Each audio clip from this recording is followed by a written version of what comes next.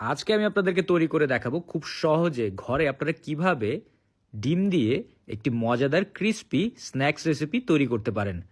খুবই মজার একটি রেসিপি আর বানানো খুবই সহজ। প্রথমে আমি নিয়ে নিব সেদ্ধ করা দুটি ডিম। এরপর এই ডিমগুলোকে আমি কুচি কুচি করে কেটে নিব। আপনারা চাইলে ছুরি দিয়েও কুচি কুচি করে কেটে নিতে পারেন। আপনারা কে কোথা থেকে আমার এই ভিডিওটি দেখছেন অবশ্যই কমেন্ট করে জানাবেন। আমি আপনাদের সবার কমেন্টের উত্তর দিব, কারণ আপনাদের কমেন্ট পড়তে আমার অনেক ভালো লাগে। তো দেখতেই পাচ্ছেন আমি ডিমগুলোকে একদম কুচি কুচি করে কেটে নিয়েছি।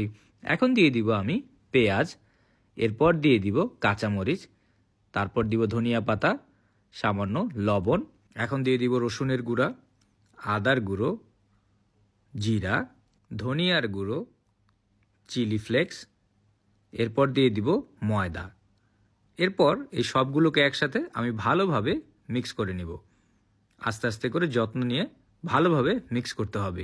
আপনারা চাইলে এই রেসিপিটি ইফতারে তৈরি করে খেতে পারেন, কারণ ইফতারের জন্য এই রেসিপিটি খুবই মজার, বানানো খুবই সহজ আর খুবই কম উপকরণ দিয়ে আপনারা এরকম একটি স্ন্যাক্স রেসিপি ঘরে তৈরি করে ফেলতে পারেন।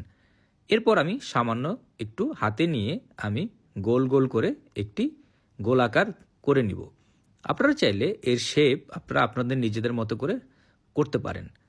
তো হয়ে গেলে আমি এখন একপাশে রেখে দিয়ে বাটিতে নিয়ে নিব কর্নফ্লাওয়ার, এরপর দিয়ে দিব লবণ, তারপর দিয়ে দিব গোলমরিচ, সামান্য পানি।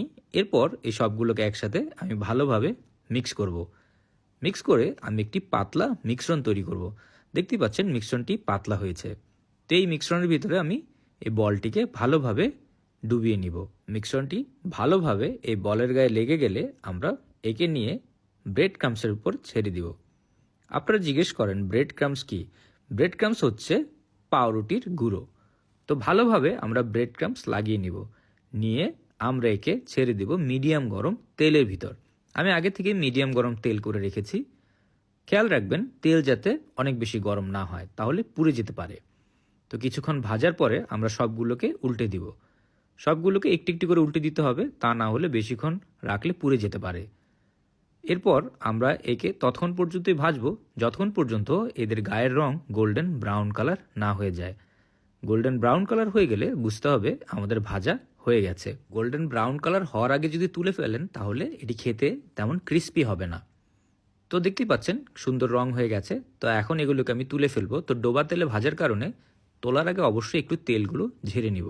তো দেখতেই পাচ্ছেন খুব সহজেই আমরা একটি মজাদার স্ন্যাক্স রেসিপি বা বলতে পারেন ইফতারের একটি রেসিপি আমরা ঘরে তৈরি করে ফেললাম। তো আমি এর উপরে দিয়ে দিচ্ছি টুথপিক। তো দেখার সৌন্দর্যের জন্য আমি এর উপরে টুথপিক লাগিয়ে নিচ্ছি। তো এরকম মজার মজার রেসিপি পাওয়ার জন্য টোস্টেড বাংলা পেজকে অবশ্যই ফলো করবেন। ভিডিওটি ভালো লাগলে একটি লাইক অ্যান্ড শেয়ার করতে ভুলবেন না। সবাই ভালো থাকবেন, সুস্থ থাকবেন।